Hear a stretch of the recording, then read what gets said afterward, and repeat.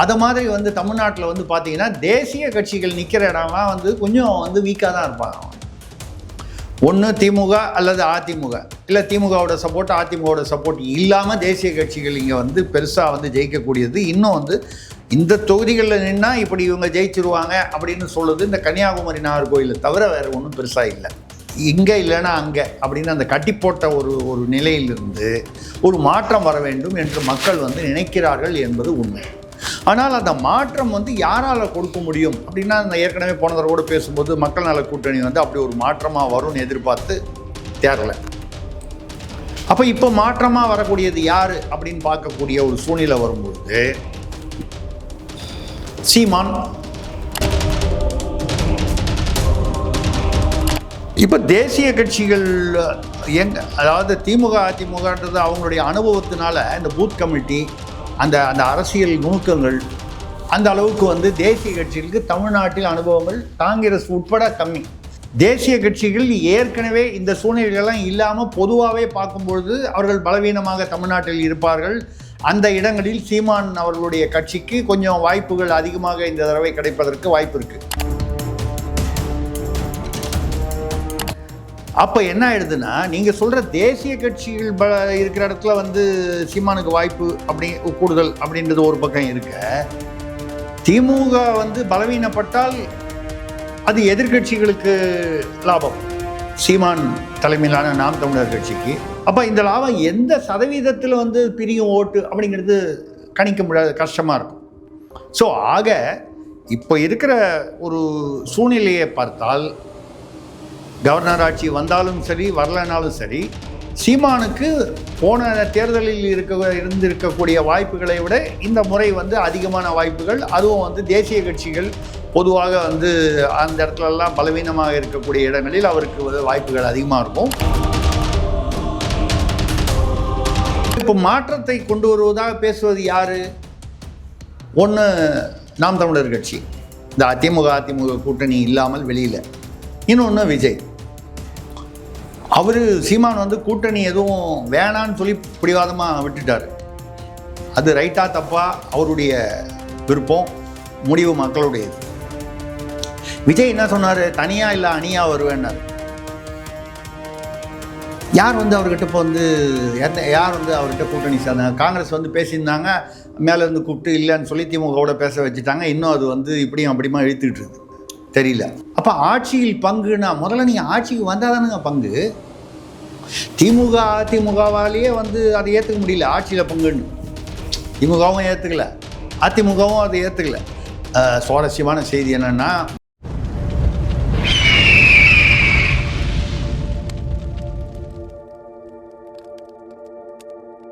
அரசியல் கருட நேயர்களுக்கு வணக்கம். என்று நம்மோது நீங்கள் சிறப்பு மூத்த பத்திரிகையில் திரிசக்தி அவர். வணக்கம் சார். வணக்கங்க சார். இப்போது 2026 வேட்பாளர் 234 தொகுதிகளுமான வேட்பாளர் வந்து நாம் தமிழ் வந்து அறிவிச்சிட்டாங்க.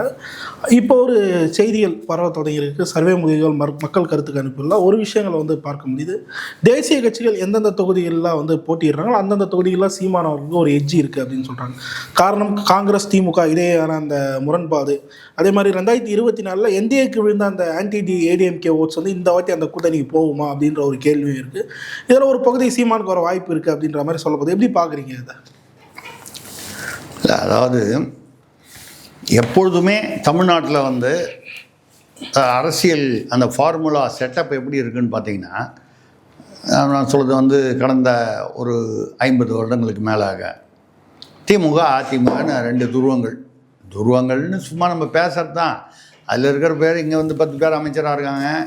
நாளைக்கு மறுபடியும் அவங்க ஆட்சிக்கு வந்தாங்கன்னா இதுலேருந்து மறுபடியும் 10 பேர் அங்கே போவான். இதே 10 பேரோ வேறு 10 பேரோ.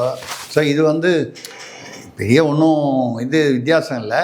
அதாவது அவங்களும் திராவிடம், இவங்களும் திராவிடம். அவங்களும் வந்து அண்ணா பேர் வச்சு தான் ஆரம்பித்தாங்க, அண்ணா தான் ஆரம்பித்தார், இவங்க அண்ணா பேரை வச்சு ஆரம்பித்தாங்க. ஸோ அதாவது இந்த 2 கட்சிகள் தான் வந்து போட்டி அப்படின்னு வரும்போது முதல்ல வந்து முன்னிலையில் இருப்பது இவங்க 2 கட்சி தான். இல்லை இவங்க தலைமையிலான கூட்டணிகள்.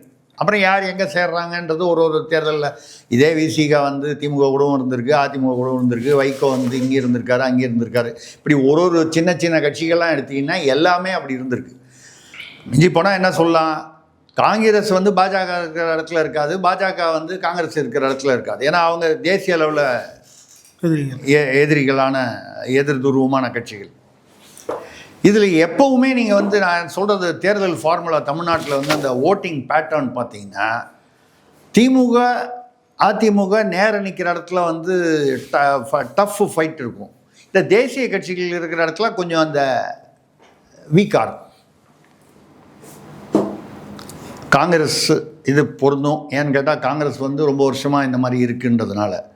பாஜகவுக்கு சமீப காலத்தில் தான் அவங்க வந்து தமிழ்நாட்டில் கொஞ்சம் கொஞ்சமாக இப்போ தான் டெவலப் ஆகிட்டு வராங்கன்றதுனால ஒரு இப்போ கடந்த 24 பாராளுமன்ற தேர்தல், அதுக்கு முன்னால் 21 இப்படி இது மாதிரி வரும்போது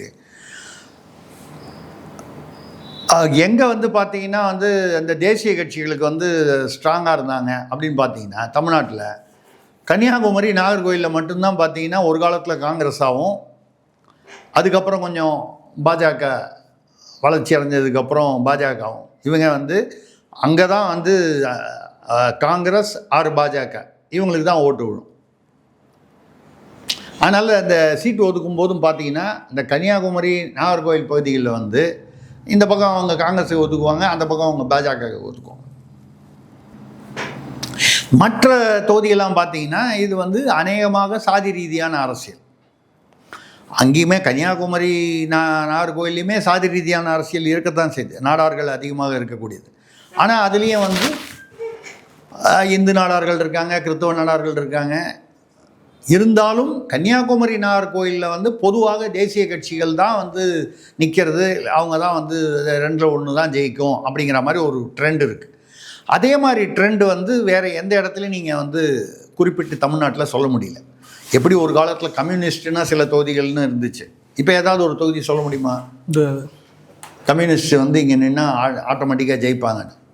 அதெல்லாம் ஒரு காலத்தில் அம்பத்தூர், நாகப்பட்டினம், கோயம்புத்தூர் இதெல்லாம் கம்யூனிஸ்ட் தொகுதிகள். அதுலேயும் மார்க்சிஸ்டுக்கு இது, இந்த சிபிஐக்கு இது, இப்படிலாம் இருந்துச்சு. இப்போ அதெல்லாம் இல்லை. எங்கே போய் எல்லாம் வந்து இந்த இது வருதுன்னா ஒன்று திமுக இல்லை அதிமுக, இவங்களை வச்சு தான் இந்த சின்ன கட்சிகள்லாம் ஓரளவுக்கு வருது. இப்போ விசிகா பார்த்தீங்கன்னா அவங்க வந்து பறையர் இனத்தை அந்த சமூகத்தை சேர்ந்தவர்கள் வந்து அதிகமாக இருக்கக்கூடிய, அவர்கள் வாக்காளர்கள் அதிகமாக இருக்கக்கூடியது இருந்தது. அதுவும் வந்து கொஞ்சம் வந்து இப்போ சீமானை நோக்கி திரும்பி விட்டது, கொஞ்சம் வந்து விஜய்க்கு நோக்கி திரும்பும் என்று எதிர்பார்க்கப்படுகிறது. அவருடைய ரசிகர்களையும் இருப்பாங்க. இப்படி ஒரு இருக்கக்கூடிய இடத்துல நீங்கள் இந்த தமிழ்நாடு இந்த செட்டப்பை பார்த்தீங்கன்னா தேசிய கட்சிகள் என்ன தேசிய கட்சின்னு நீங்கள் யாரை சொல்கிறீங்க? காங்கிரஸ், பாஜக, இது 2 தானே. பாக்கி எதையும் தேசிய கட்சி, பாக்கி எல்லாமே மாநில கட்சிகள் தான். இப்போ நீங்கள் கம்யூனிஸ்ட் எல்லாம் தேசிய கட்சின்னா மொத்தம் 572 பேர்லேயே 2 பேர் தான் என்னமோ தான் கம்யூனிஸ்ட், 2 பேர் 4 பேர் தான் இருக்காங்க நாடு முழுக்க. சும்மா பேருக்கு தான் கம்யூனிஸ்ட் தேசிய கட்சி. அதுவே நீங்கள் பார்த்தீங்கன்னா தமாஷா வந்து அரசியலில் வந்து எவ்வளோ தூரம் வந்து நம்ம ஜனநாயகம் வந்து தமாஷான ஜனநாயகம்னா, கேரளாவில் மார்க்சிஸ்ட் கட்சி ஆட்சியில் இருக்குது, காங்கிரஸ் எதிர்கட்சி. கேரளாவை தவிர இப்போ தமிழ்நாட்டை எடுத்துக்கிட்டாலோ இல்லை மற்ற மாநிலங்கள்லையோ இண்டி கூட்டணியில் மார்க்சிஸ்ட்டும் இருக்குது, காங்கிரஸும் இருக்குது. ஆனால் பார்த்தீங்கன்னா அங்கே உள்ளுக்குள்ளே கேரளாவில் வந்து அப்படியே அடிச்சுப்பாங்க. அந்தம்மா பிரியங்கா காந்தி வந்து முதல்ல ராகுல் காந்தி நின்னார் வயநாட்டில், அப்புறம் அடுத்த தடவை வந்து இந்தம்மா பிரியங்கா காந்தி நின்னாங்க. எதிர்த்து யார் நின்னாங்க? அவர் டேனியல், அவர் டி ராசாவுடைய மனைவி ஆனி ராசா வந்து நின்னாங்க. அவங்க பிரியங்கா காந்தி ஜெயிச்சிட்டாங்க.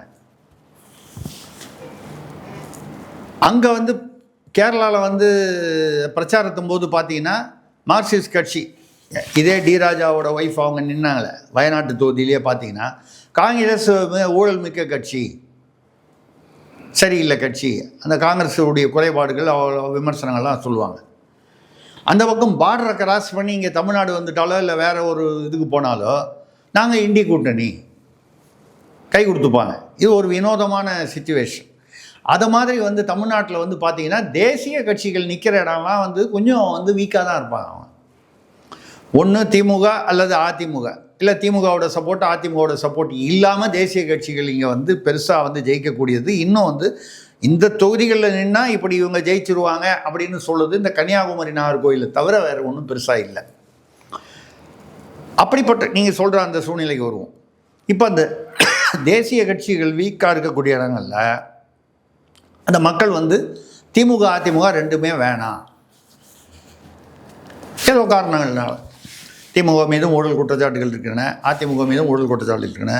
சில பேர் அதிமுகவில் இருக்கும்போது செந்தில் பாலாஜி போன்றவர்கள் அங்கே பண்ண ஊழல் குற்றச்சாட்டு பண்ணும்போது அவரை மாஃபியான்னு ஸ்டாலின் அவர்கள் சொன்னார் 2016. இங்கே அதுக்காக இடி வந்து அதே வழக்குக்காக இங்கே வந்தபோது அவரை தியாகி தீரர்னு சொல்கிறாரு. ஸோ அப்போ வந்து செந்தில் பாலாஜி அங்கே இருக்கும்போது ஊழல் பண்ணாரா இல்லையா?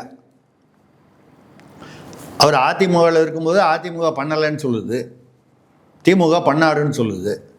அவர் திமுகவுக்கு வந்த அப்புறம் திமுக வந்து பண்ணலைன்னு சொல்லுது, அதிமுக பண்ணாருன்னு சொல்லுது. ஒரே ஆள், ஒரே துறை, ஒரே ஒரு வழக்கு. அந்த ஒரு வழக்கில் மட்டும் பல வழக்குகள் இருக்குது, இருந்தாலும் அந்த ஒரு வழக்கிலேயே இவ்வளவு, அதாவது இங்கே வந்தால் வந்து எல்லாமே ரைட்டு, அங்கே வந்தால் வந்து தப்பு. அப்படியே நீங்கள் பார்த்தீங்கன்னா அது உள்டா. இதிலிருந்து மக்கள் வந்து வெளியே வர வேண்டும். இந்த இந்த இந்த ஒரு சூழ்நிலையிலிருந்து இங்கே இல்லைன்னா அங்கே அப்படின்னு அந்த கட்டி போட்ட ஒரு நிலையிலிருந்து ஒரு மாற்றம் வர வேண்டும் என்று மக்கள் வந்து நினைக்கிறார்கள் என்பது உண்மை. ஆனால் அந்த மாற்றம் வந்து யாரால் கொடுக்க முடியும் அப்படின்னா, அந்த ஏற்கனவே போன தடவை கூட பேசும்போது மக்கள் நல கூட்டணி வந்து அப்படி ஒரு மாற்றமாக வரும்னு எதிர்பார்த்து தேரலை. அப்போ இப்போ மாற்றமாக வரக்கூடியது யார் அப்படின்னு பார்க்கக்கூடிய ஒரு சூழ்நிலை வரும்பொழுது சீமான் தனியாக நிற்கிறாரு. அதாவது ஆல்டர்னேட்டிவ், ஒரு மாற்றத்திற்கான ஒரு கேண்டிடேட், ஒரு வேட்பாளர், ஒரு கட்சி. விஜய் ஒரு கட்சி, அவருக்கு கூட்டம் இருக்குது. அந்த கூட்டம் வந்து முதிர்ச்சி இன்னும் அடையணும், அனுபவம் இல்லை, அதெல்லாம் தாண்டி அவருக்கு ஒரு கூட்டம் இருக்குது. நான் அதை ஏற்றுக்கொண்டு தான் ஆக வேண்டும். அது வந்து இருக்குது. அது நம்ம சொல்கிறதெல்லாம் வந்து அந்த கூட்டத்தை சரியாக வழி நடத்தி கொண்டு போனால், அது ஒரு முதிர்ச்சியோடு நடந்து கொண்டால் அவருடைய வளர்ச்சி பாதை கரெக்டாக இருக்குன்னு தான் நம்ம சொல்கிறோம். விஜய் வந்து அரசியலையே வரக்கூடாதுன்னு நம்மையே சொல்லணும். யார் வேணாலும் வரலாம். 88 வயசில் பண்ருட்டியார் கட்சி ஆரம்பிக்கும் போது சிறைக்கு ஊழலுக்காக தண்டிக்கப்பட்டு 4 வருஷம் ஜெயிலுக்கு போயிட்டு வந்த சசிகலா வந்து ஒரு கட்சி ஆரம்பிக்கும் போது விஜய் வந்து கட்சி ஆரம்பிக்கக்கூடாதுன்னோ அது வந்து தவறுனோ நம்ம சொல்கிறது யாரையுமே சொல்ல முடியாது. நாளைக்கு வேறு எந்த நடிகரும் ஆரம்பிக்கலாம். ஆனால் அப்படி யாராவது ஆரம்பிச்சிட்டு போகிறாங்களோன்னு தான் வந்து என்ன பண்ணுறாங்க, திமுக அரசு என்ன பண்ணுது, இந்த விருதுகள் கொடுக்கும்போது யாரெல்லாம் பெரிய ஹீரோ, சூர்யா, தனுஷ், கார்த்தி பார்த்து எல்லாருக்கும் ஒரு விருது ஒரு ஆண்டுக்கு ஒரு படத்துக்கு கொடுத்துட்றாங்க. அப்படி கொடுத்து நம்ம கொஞ்சம் வச்சுப்போம். இல்லைன்னா அவங்கவுங்க தனித்தனியாக கட்சி ஆரம்பிச்சிட்டாங்கன்னு வச்சுங்க. விஜய் மாதிரி சூர்யா ஒரு கட்சி, தனுஷ் ஒரு கட்சி, சிவகார்த்திகேயன் ஒரு கட்சி, இப்படி ஆரம்பிச்சிட்டாங்கன்னு வச்சுங்க. பிரதீப் ரங்கநாதன் ஒருத்தர் புதுசாக பிரமாதமாக வந்துக்கிட்டு இருக்காரு, அவர் ஒரு கட்சி. இப்படிலாம் வந்துருச்சுன்னா தலைவலி தானே. ஏற்கனவே இருக்கக்கூடிய அதிமுகவுக்கு வந்து தலைவலி. அதனால் வந்து ரைட், அது அவங்க ஒரு அரசியல் ஸ்ட்ராட்டஜி, அதை விட்டுருவோம். இப்போ இந்த மாற்றத்தை நோக்கி அப்படின்னு வரும்பொழுது முன்னிலையில் இருக்கக்கூடியவர்கள் 2 கட்சி தான். ஏன்னா விசிகெல்லாம் அதில் எடுக்க முடியாது. அவங்க தான் இந்த பக்கம் இல்லை அந்த பக்கம் போய் இணைஞ்சிடுறாங்க. இணையாமல் நிற்கக்கூடியது சீமானும் விஜயும் தான். இப்போ தேசிய கட்சிகள் அதாவது திமுக அதிமுகன்றது அவங்களுடைய அனுபவத்தினால இந்த பூத் கமிட்டி, அந்த அரசியல் நுணுக்கங்கள் அந்த அளவுக்கு வந்து தேசிய கட்சிகளுக்கு தமிழ்நாட்டில் அனுபவங்கள் காங்கிரஸ் உட்பட கம்மி. காங்கிரஸ் ஒரு இடத்துல நிற்கிதுன்னு சொன்னால் திமுகவுடைய சப்போர்ட் இல்லாமல் காங்கிரஸுக்காக ஒரு இஸ்லாமியர்கள் வாக்கு அவங்களுக்கு கொஞ்சம் அதிகமாக வரலாம், இதுவரை கிறிஸ்தவர்கள் வாக்கு வரலாம். இப்போ விஜய் வந்தப்புறம் அது நிலை மாறுறதுக்கு வாய்ப்பு இருக்குது. அதை தாண்டி களத்தில் பணியாற்றும் அந்த அனுபவம் இல்லாமல் வந்து நீங்கள் அந்த ஓட்டுகளை வந்து கன்சாலிடேட் பண்ண முடியாது. உங்களுக்கு உழறா மாதிரி இருந்தால் கூட அதுதான் நம்ம விஜயுடைய கட்சிக்கு சொல்லக்கூடியது. திருப்பி அதான் அவங்களுக்கு கூட்டம் வரலாம், உங்கள் கட்சியினரே வந்து இவ்வளோ பேர் வந்து வாக்குகள் போடலாம், ஒரு கணிசமான வாக்குகள் ஆக்கலாம். ஆனால் அதை முறைப்படுத்தி போடுவதற்கு தெரியணுமே. இவிஎம்மில் போனால் இந்த இடத்துல அழுத்தினா அது வந்து இந்த கட்சிக்கு போகுன்ற அளவுக்கு ஒரு குறைந்தபட்ச அந்த ஒரு அரசியல் விழிப்புணர்வு தேவை இல்லையா? நடக்கிறதெல்லாம் பார்த்தா அங்கே சந்தேகமாக இருக்குதே. அந்த வகையில் பார்க்கும்பொழுது விஜய் உடைய கட்சிக்கு இந்த 2026க்குள் நம்ம பேசுகிறது இன்னொரு 10 நாளோ 15 நாள்லையோ எலெக்ஷன் அனௌன்ஸ் பண்ண போகிறாங்க. மே மாதம் அநேகமாக தள்ளி போகுது எலெக்ஷன் சொல்கிறாங்க. இந்த ஏப்ரல் மாதம் நடக்க வேண்டிய எலெக்ஷன் வந்து மே கடைசி வரைக்கும் போகலாம்னு சொல்கிறாங்க. எப்படியா இருந்தாலும் மே 5ஆம் தேதி இது முடிஞ்சிடுது, ஆட்சி காலம் முடியும். ஆட்சி உங்களுக்கு ஒரு என்ன சொல்கிறது, சுவாரஸ்யமான செய்தி என்னென்னா, மே கடைசியில் தான் வந்து தேர்தல் அப்படின்னு சொன்னேன். ஏன்னா மே கடைசியிலன்னா உங்களுக்கு வந்து மார்ச்சில் 2வது வாரம் வந்து தேர்தல் அறிவிப்பு பண்ணாங்கன்னா ஒரு 45 நாள் டைம் கொடுத்தாங்க. அப்போ மே 5 தாண்டும். சட்டமன்றம் முடியறதுக்கு முன்னால் 5ஆம் தேதி முடியறதுக்கு முன்னால் புது சட்டமன்றம் 5ஆம் தேதியோ 6ஆம் தேதியோ புது சட்டமன்றம் வந்துடணும். அப்போ தேர்தல் முடிவுகள் அதுக்கு முன்னால் வரணும். அதுலேருந்து 45 நாள் பின்பக்கமாக ஒர்க் பண்ணிங்கன்னா ஏப்ரலில் ஒரு 30 நாள், மார்ச் 15ஆம் தேதிக்குள்ளே வந்து நீங்கள் வந்து தேர்தல் அறிவிப்பு வந்தால்தான் மே 5 சட்டமன்றம் முடிவதற்குள் புது சட்டமன்றம் தேர்தல் முடிவுகள் வந்து அமைவதற்கு வாய்ப்பு. இப்போ ஒரு நேற்றுலேருந்து ஒரு தகவல் 2 நாளாக அடிபட்டுக்கிட்டு இருக்கு. என்ன, நேற்று முந்தா நேற்றுலேருந்துன்னா, இந்த இதெல்லாம் இப்போது KN நேரு மீதான வழக்குகள் வலுப்பட்டு வருகின்றன. அதில் வந்து திமுகவிற்கு வந்து பார்ட்டி ஃபண்ட் என்ற பெயரில் 7.5% 10% போயிருக்குன்னு இடி வந்து ரிப்போர்ட் கொடுத்து அது நீதிமன்றத்தில் பதிவாகி அதை எடப்பாடி, ஒரு அண்ணாமலை போன்றவர்கள், மற்ற எதிர்கட்சிகள் எல்லாருமே அதிலிருந்து அந்த பேஜ் மட்டும் 51வது பக்கம்னு சொல்லி 56வது பக்கமாக என்னமோ அது ரிலீஸ் பண்ணி வந்திருக்கு. 7.5% வந்து யாருக்கு போயிருக்குன்னா பார்ட்டி ஃபண்டுன்னு போயிருக்கு. அந்த பார்ட்டி ஃபண்டுக்கு யார் இன்சார்ஜுன்னா முதல்வரும் துணை முதல்வரும் தான் சொல்லி அதில் பேர் போட்டே வந்திருக்கு இடியோட ரிப்போர்ட் எங்கள் நீதிமன்றத்துக்கு. அப்பொழுது KN நேரு வாங்கின லஞ்சம் வந்து எது வரைக்கும் போயிருக்கு? இந்த 1060 கோடி ரூபா அது ஒன்று, அப்புறம் 888 எல்லாம் சேர்த்தா ஒரு 2000 சொச்சம் கோடி வருது. 3, ஒன்று வந்து அப்பாயின்மெண்ட்டு, ஒன்று வந்து ட்ரான்ஸ்ஃபரு, ஒன்று வந்து இது டெண்டர். இந்த டெண்டரில் தான் பார்த்தீங்கன்னா 1200 கோடி ரூபா டெண்டருக்கு, 130 கோடி ரூபா கமிஷன் மட்டும் இல்லாமல் IAS அதிகாரிகள், IPS அதிகாரிகள்லாம் அதில் வந்து இன்வால்வ் ஆகிருக்காங்கன்னு அவங்க பெயரெல்லாம் போட்டே வெளியில் வந்திருக்கு. இதில் வந்து எப்படி பிடிச்சிருக்காங்கன்னா, இந்த மாட்டின KN நேருடைய தம்பியுடைய நிறுவனத்தில் உள்ள அதிகாரிகள், அவங்கள சுற்றி உள்ளவங்களுடைய வாட்ஸ்அப் சேட்டில், அப்புறம் அந்த இமெயிலில் இந்த பணம் ட்ரான்ஸ்ஃபர் ஆனது, இதெல்லாம் தான் அவங்க 286 256 பக்கமாக என்னமோ கோர்ட்டில் இடி கொடுத்து தான் அந்த எஃப்ஐஆர் ஃபைல் பண்ண சொல்கிறாங்க. இது வரைக்கும் ஹைகோர்ட் சொல்லியும் தமிழ்நாடு அரசு வந்து விஜிலன்ஸ் டிபார்ட்மெண்ட் வந்து எஃப்ஐஆர் ஃபைல் பண்ணல. அதிமுகவை சேர்ந்த இன்பதுரை வந்து MP, அவர் வந்து ஏற்கனவே வழக்கு போட்டு இப்போ வந்து CBI விசாரணை கேட்போம். நீங்கள் ஹைகோர்ட் சொல்லியுமே நீங்கள் வந்து வழக்கு பதியலைன்னா அப்போது CBI விசாரணை அப்படின்னு சொல்லி ஹைகோர்ட்டுக்கு போவேன், இல்லை சுப்ரீம் கோர்ட்டுக்கு போவேன்னு சொல்லிட்டு இருக்காரு. இப்படி ஒரு சூழல் இருக்குது. இது எதுக்காக சொல்கிறேன்னா, இப்போது இருக்கிற சூழலில் ஒரு பேச்சு என்ன அடிபடுதுன்னா, இந்த முதல்வர் இவர் துணை முதல்வருக்கு எதிராகவே இது திரும்புகிறது இந்த KN நேருடைய வழக்கு.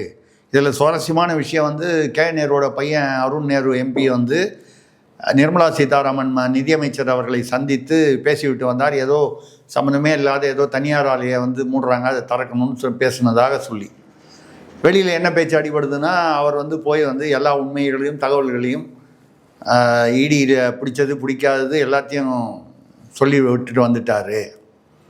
அதாவது சிம்பிள், என்னை மட்டும் வந்து தண்டனை கொடுத்துடாதீங்க, நான் எல்லாம் மேலிடத்துலையும் கொடுத்துருக்கேன், கொடுக்க வேண்டியதெல்லாம், நீங்கள் என்னை மட்டும் தண்டிச்சிடாதீங்க அப்படிங்கிற அளவுக்கு தான் பையனை அனுப்பிச்சு சொல்லிட்டு வந்தாருன்ற பரவல். இதில் வந்து இந்த தகவல்களில் எவ்வளோ தூரம் உண்மை இருக்குது, எவ்வளோ தூரம்னு யாரும் எந்த கட்சியும் வாயை விட்டு சொல்லிட்டு போகிறதில்ல. இப்போ என்ன ஒரு பேச்சு அடிபடுதுன்னா, கவர்னர் ஆட்சி அநேகமாக வந்து வரக்கூடிய ஒரு வாய்ப்பு இருக்குது. இந்த KN நேரு விஷயந்தான் மெயினாக. அப்புறம் அந்த திருப்பரங்குன்றம் விஷயத்தில் வந்து அந்த ரகுபதி அவர் பேசி அவர் சும்மா இல்லாமல் வாயை விட்டு மாட்டிக்கிட்டார். அவரை வந்து நீதிமன்ற அவதூறு வழக்கில் அவரையும் சேர்க்கணும்னு சொல்லி மார்ச் 2ஆம் தேதி பெட்டிஷன் போட்டு அது வருது. அவர் என்ன சொல்லிட்டாரு, உயர்நீதிமன்றம் வந்து தீபத்தூணில் ஏற்றலான்னு சொன்னது வந்து அதை நான் அனுமதிச்சா வந்து அதுவே பழக்கமாயிடும்ன்றதுனால அதை தடுக்கிறதுக்காக தான் 144 போட சொன்னோம்னு சொன்னால் என்ன அர்த்தம்? ஆட்சியருக்கு நாங்கள் தான் உத்தரவு கொடுத்தோம். நாங்கள் தான்னா யார்? சட்ட அமைச்சர் அப்படின்னா யார்? திமுக அரசு. இப்போ திமுக அரசே ஏறத்தாழ ஒப்புதல் வாக்குமூலம் கொடுத்தா மாதிரி ஆகிப்போச்சு ரகுபதி அவர்கள் பேசியது. இது மனுவாக வந்து போகுது. மார்ச் 2ஆம் தேதி அன்னைக்கு ஒரு கால் ரகுபதியும் அவதூறு வழக்கில் சட்ட அமைச்சர், இத்தகைய நீதிமன்றத்துக்கெலாம் அவர் வந்து பொறுப்பாவார். சட்ட அமைச்சர்னா நீதிமன்றம், சிறை இதெல்லாம் அது கீழே வரும். அப்படிப்பட்ட ஒரு சூழ்நிலை வந்தால், ஒன்று அந்த திருப்பரங்குன்றம் ஒரு பிரச்சனை, இன்னொன்று அந்த இவர் KN நேரு அந்த விஷயத்தில் வந்து பார்ட்டி ஃபண்ட்ஸு 7.5 7.5லேருந்து 10% வரைக்கும் கமிஷன் போயிருக்கு. IPS IAS அதிகாரிகள்லாம் இன்வால்வ்டுன்னெலாம் வரும்பொழுது இப்போது ஒரு ஊழல் நடக்குதுன்னு சொன்னால் சாதாரண போலீஸ் என்கொயரி வைக்கணுன்னா போலீஸ் மாநில போலீஸ் மேலே நம்பிக்கை இல்லை, CBCID என்கொயரின்னுவாங்க. அவங்க இன்னும் கொஞ்சம் எஃபெக்டிவாக கொஞ்சம் இதுவாக பார்ப்பாங்க, நுணுக்கமாக வந்து CBCIDயில் இருக்கிற ஒரு DIGயே வந்து ஊழல் பண்ணியிருக்காரு, கான்ட்ராக்டுக்கு இடைத்தரகர் மாதிரி செயல்பட்டு அவர் வந்து டீல் பண்ணியிருக்காருன்னா அப்போ CBCID என்கொயரி வச்சு என்ன இது அந்த நம்பிக்கை போயிடும்ல மக்களுக்காக இருக்கட்டும் நீதிமன்றங்களுக்காகட்டும். இந்த மாதிரி ஒரு சூழ்நிலையில் தான் வந்து கவர்னர் ஆட்சி வரும் அப்படிங்கிற ஒரு எதிர்பார்ப்பு இருக்குது. வருமா வராதா தெரியாது. அதை முடிவு பண்ணது வந்து ஜனாதிபதி வரைக்கும் முடிவு பண்ணோம், மத்திய அரசு. ஏன்னா ஜனாதிபதின்னு சொன்னால் மத்திய அரசோட பரிந்துரை வந்தால் தான் அவங்க பண்ணுவாங்க. இல்லை ஒரு நீதிமன்றம் கூட முடிவு பண்ணலாம், உச்ச நீதிமன்றம் கூட முடிவு பண்ணலாம். உயர் நீதிமன்றம் முடிவு பண்ணி அதை உச்ச நீதிமன்றம் ஏற்றுக்கிட்டுச்சு அப்படின்னு சொன்னால். ஆக இப்படி ஒரு ஒரு வித்தியாசமான சூழ்நிலை இருக்கிறது. இந்த மாதிரி சூழ்நிலையில் உங்களுக்கு வந்து தேசிய கட்சிகள் ஏற்கனவே இந்த சூழ்நிலைகளெல்லாம் இல்லாமல் பொதுவாகவே பார்க்கும்பொழுது அவர்கள் பலவீனமாக தமிழ்நாட்டில் இருப்பார்கள். அந்த இடங்களில் சீமான் அவர்களுடைய கட்சிக்கு கொஞ்சம் வாய்ப்புகள் அதிகமாக இந்த தடவை கிடைப்பதற்கு வாய்ப்பு இருக்குது. இப்போ நான் சொல்கிற இந்த வித்தியாசமான சூழ்நிலைகள் இவை வருமா வராதா தெரியாது. வந்தால் நான் வந்து கவர்னர் ஆட்சி வந்துடும் அப்படின்னு நான் வந்து சொல்லலை. இல்லை இது முடிஞ்ச வரைக்கும் போட்டோம், மக்கள் முடிவு பண்ணிக்கிட்டோன்னு சொல்லி கூட விட்டுடலாம். ஊழல் வழக்குகளை போட்டு என்ன செய்யணுமோ, யாரை வந்து கைது பண்ணுங்க, அவங்க பெயில் வாங்கிக்கிட்டோம் அப்படின்னு சொல்லி கூட விட்டுடலாம். அப்படி ஒரு கால் ஒரு சூழ்நிலை வந்தாலும் அப்போ வந்து இதை விட இன்னும் வந்து நாம் தமிழர் கட்சிக்கு வந்து வாய்ப்புகள் அதிகமாகும். ஏன்னா இந்த பக்கம் திமுக மீது அழுத்தமான ஊழல் குற்றச்சாட்டுகள். அந்த இப்போ நயினார் நாகேந்திரன் கூட புதுக்கோட்டை அந்த மீட்டிங்கில் பேசும்போது அமித்ஷா அவர்களை உட்கார வச்சுக்கிட்டு 13 பேர் வந்து அமைச்சர்கள் கைதாவார்கள்னு சொன்னார். 13 பேர் வேணாம், 4 பேர் கைதானா கூட அது ஒரு பெரிய இமேஜ் இதுவாக இருக்கும். ஒவ்வொருத்தரும் வந்து பார்த்தீங்கன்னா இப்போ KN நேரு பார்த்தீங்கன்னா 41 தொகுதி அவர் வந்து இன்சார்ஜ். இப்போ KN நேரு கைதாவாரா இல்லையா நமக்கு தெரியாது, ஆனால் ஆகக்கூடிய சூழ்நிலை தெரியுது. அப்படி வந்ததுனால் 41 தொகுதிக்கு இப்போ KN நேரு இல்லை அப்படின்னா ஒரு ஒரு இத்தனை வருஷம் அனுபவமான ஒரு தேர்தல் பணியாற்றி இருக்கவர். அப்போ என்ன ஆயிடுதுன்னா நீங்கள் சொல்கிற தேசிய கட்சிகள் இருக்கிற இடத்துல வந்து சீமானுக்கு வாய்ப்பு அப்படி கூடுதல் அப்படின்றது ஒரு பக்கம் இருக்க, திமுக வந்து பலவீனப்பட்டால் அது எதிர்கட்சிகளுக்கு லாபம். அதிமுக தலைமையிலான தேசிய ஜனநாயக கூட்டணிக்கு, சீமான் தலைமையிலான நாம் தமிழர் கட்சிக்கு, விஜய் கட்சி, விஜய் இப்போ எதிர்கட்சி தானே. அப்போ இந்த லாபம் எந்த சதவீதத்தில் வந்து பிரியும் ஓட்டு அப்படிங்கிறது கணிக்க முடியாத கஷ்டமாக இருக்கும். ஸோ ஆக இப்போ இருக்கிற ஒரு சூழ்நிலையை பார்த்தால் கவர்னர் ஆட்சி வந்தாலும் சரி வரலைனாலும் சரி, சீமானுக்கு போன தேர்தலில் இருந்திருக்கக்கூடிய வாய்ப்புகளை விட இந்த முறை வந்து அதிகமான வாய்ப்புகள். அதுவும் வந்து தேசிய கட்சிகள் பொதுவாக வந்து அந்த இடத்துலலாம் பலவீனமாக இருக்கக்கூடிய இடங்களில் அவருக்கு வந்து வாய்ப்புகள் அதிகமாக இருக்கும். அதுவும் நான் சொல்கிற மாதிரி ஒரு கவர்னர் ஆட்சியோ இல்லை கவர்னர் ஆட்சியே வர வேணாம், ஒரு 4-5 அமைச்சர்கள் கைதுன்னு சொன்னால் அந்த ஒரு வித்தியாசமான சூழ்நிலை திமுக பலவீனப்படுமானால், திமுக பலவீனப்பட்டால் நாம் தமிழர் கட்சி உட்பட எதிர்கட்சிகளுக்கு லாபம். நாம் தமிழர் கட்சிக்கு மட்டும்தான் அதனால் லாபம்னு நம்ம சொன்னால் அது மிகைப்படுத்தலாக இருக்கும். விஜய்க்கும் லாபமாக இருக்கலாம், அதிமுகவும் தேசிய ஜனநாயக கூட்டணிக்கும் இருக்கலாம். இதுதான் வந்து சூழ்நிலை. பார்க்கலாம், இன்னொரு 15 நாளில் எல்லா கேள்விகளுக்கும் சந்தேகங்களுக்கும் விடைகள் கிடைத்துவிடும். இன்னும் கொஞ்சம் அதாவது களம் வந்து தெளிவாகும். இப்போ கலங்கிய குட்டையாக இருக்குது, இது வந்து களம் தெளிவாயிடும். சார், ஆனால் வந்து நீங்கள் வந்து ஏதோ பண்டுட்டியார் வந்து கட்சி ஆரம்பிச்சிட்டாரு, சசிகலா கட்சி ஆரம்பிச்சிட்டாங்க, அதனால் அப்படியே தமிழ்நாடு அரசியலே மாறப்போகுதுன்னெலாம் நீங்கள் கனவு காணாதீங்க. அப்படிலாம் ஒன்றும் ஆகாது. இந்த திமுக அதிமுக ரெண்டையும் கூட்டணியும் தவிர்க்கணும்னு நினைக்கக்கூடியவங்க விஜய் பக்கம் வராமல் சீமான் பக்கம் போயிடுவாங்களோன்ற பயம் இருக்குது. பயம் வந்து ஏன் இருக்குதுன்னு நம்ம சொல்லலை. அது நீங்கள் அப்போ என்ன சொல்லணும், இந்த பில்டப்பு கொடுக்கக்கூடாது. டிவிகே வர்சஸ் டிஎம்கே தான் அப்படின்ற பில்டப்பு கொடுக்காம எங்களை பொறுத்தவரை நாங்கள் ஆட்சிக்கு வருவதற்கு என்ன முயற்சி செய்யணுமோ எல்லாம் செய்யுங்க, நல்லா செய்யுங்க. 10 மணிக்கே முதல்வரில் எலெக்ஷனுக்கு முதல் நாளே கூட முதல்வராக ஆகிடுங்க நீங்கள். பல்லர் கேள்விக்கு தெரிய ஆரம்பிச்சு. நான் தெரிவிக்கிறேன். நன்றி, வணக்கம்.